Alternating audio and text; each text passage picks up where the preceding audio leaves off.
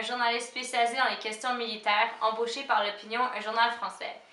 Aujourd'hui, nous approfondissons le sujet de la guerre d'Afghanistan de 2001 à 2008. Cette guerre, déclenchée principalement par les attentats d'Al-Qaïda aux États-Unis, oppose surtout les Américains et les talibans. Les attentats ont détruit les deux World Trade Centers le 11 septembre et ont causé la mort d'environ 3000 victimes. Un autre avion avait été mené vers Washington et écrasé sur le Pentagone. George Bush, le président du pays, identifie cette attaque comme une attaque terroriste et tient Oussama Ben Laden comme responsable de cette attaque. Pour vous donner un aperçu de l'Afghanistan, c'est un pays qui se situe en Asie centrale. La capitale est Kaboul. Pour les groupes ethniques, on retrouve 38% de Pashtuns, 25% de Tadjiks, 19% de Hazaras, 6% de Ouzbeks et 12% de plusieurs autres groupes qui sont en minorité. Les langues parlées sont surtout le Pashto et le Dari. 80% sont musulmans sunnites, 20% musulmans chiites.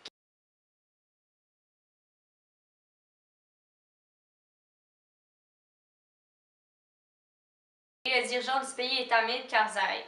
Et le pays a subi 11 coups d'État depuis 1900. Alors revenons à notre invité. Qu'en allez-vous, M. Merchet? Je me porte très bien, et vous? Bien, merci. Alors parlez-nous de la guerre en Afghanistan. Parlez-nous des actions et mesures qui ont été prises durant ces années de guerre. C'est un conflit assez terrible qui oppose une grande force mondiale à un groupe afghan extrémiste. Lorsque le régime communiste est renversé en 1992, le partage du pouvoir entre les différents seigneurs de guerre s'avère impossible et déclenche une violente guerre civile. Les talibans, soutenus par les services secrets pakistanais, se sont installés et imposés dans le sud du pays.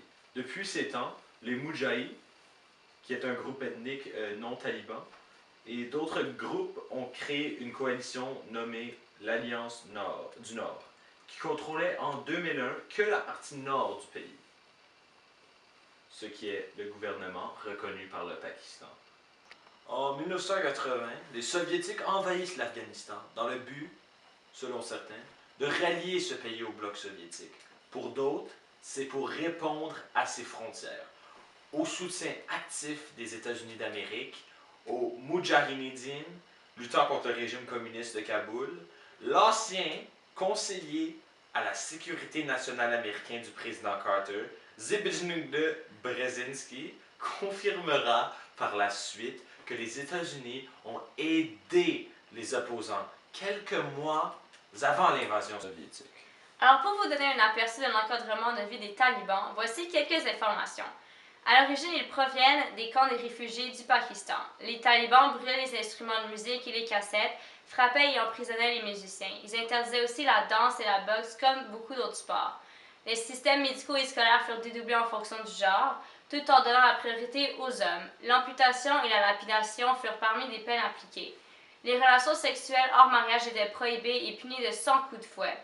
Les femmes sont exclues du marché de l'emploi. Elles doivent être entièrement couvertes par le vêtement traditionnel, le tchadri, et ne peuvent quitter leur maison qu'accompagnées de leur mari ou d'un parent proche. Alors fermons cette parenthèse et dites-nous quel était le but de cette attaque. Le but de l'invasion, selon les États-Unis et leurs alliés, était de capturer Oussama Bin Laden et de détruire l'organisation de Al-Qaïda qui possédait des bases partout dans le pays. Mais l'enjeu, et je dis l'enjeu, était d'attaquer les talibans et risquer les vies des soldats.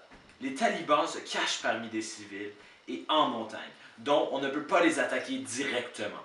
La guerre se déroule surtout à Mazar-e Tora Bora, Kaboul et dans les régions du Paktia, du Paktia et du Waziristan. Juste pour aviser nos spectateurs, quand les États-Unis font partie de l'OTAN, l'organisé du traité de l'Atlantique Nord, les pays alliés doivent intervenir aussi dans la guerre.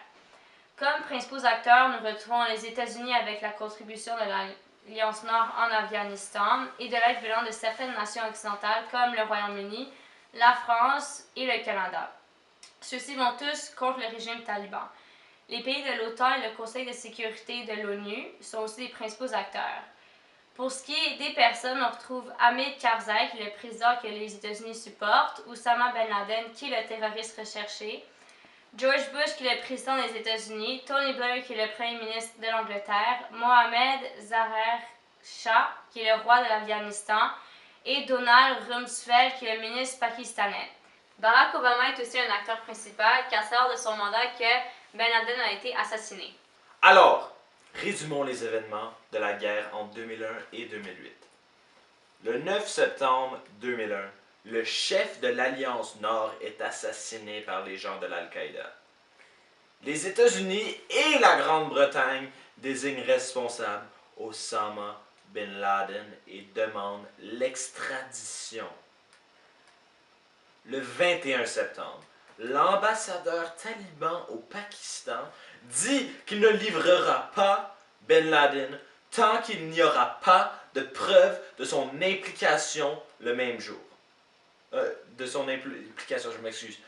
S'il n'y a pas de preuve de son implication, mais le même jour, l'armée américaine commence des missions en Afghanistan et la guerre entre l'Alliance Nord et les talibans reprennent.